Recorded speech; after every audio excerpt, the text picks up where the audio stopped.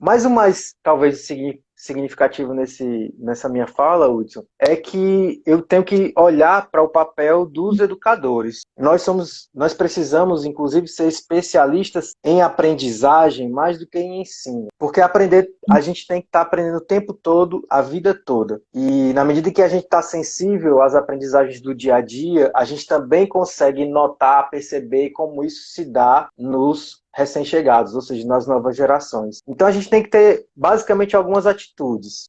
A gente tem que acolher as novas gerações. Eles precisam perceber que nós não somos, ou o mundo, ele requer cuidado, mas ele não pode ser visto a partir do medo, né? O afeto é muito importante na educação, entre outras coisas, porque a gente não pode criar novas gerações a partir do eixo do medo. Porque quando a gente cria as novas gerações a partir do eixo do medo, a gente está forjando, na verdade, gerações que vão estar sempre em guerra com o mundo, sempre em guerra com a sociedade, sempre achando que o mundo quer agredi-los, às vezes de uma forma até muito mais pessoal, como se fosse perseguição. Uhum. Então, acolher as novas gerações é importante. Encantá-las. E como é que a gente encanta, gente? Como é que a gente consegue fazer isso no processo? Vamos falar da educação formal. Os conteúdos, né, sem cair nos conteudismos, mas os conteúdos, as informações dos diferentes componentes curriculares, eles são importantes para as novas gerações, porque a partir deles, eles conseguem conhecer o mundo.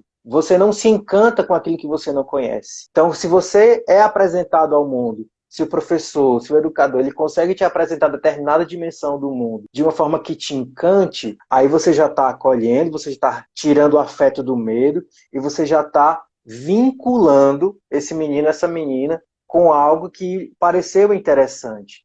Na medida em que você consegue esse vínculo do interessante, aí a gente conseguiu lançar aquela sementinha para que o próprio menino, para que a própria menina vá se envolvendo com esse mundo, com os conhecimentos que eu estou trazendo do mundo para esse menino, se envolvendo com isso e, ao mesmo tempo, se responsabilizando pouco a pouco para a manutenção dessas belezas que eu estou apresentando para esses meninos e para essas meninas. Então, conhecer o mundo é pressuposto para estabelecer vínculos de sentido com ele. Eu preciso conhecer. Se eu conheço, eu estabeleço vínculo de sentido. E aí a gente entra no o sujeito, ele vai começando a ser os processos de subjetivação, né?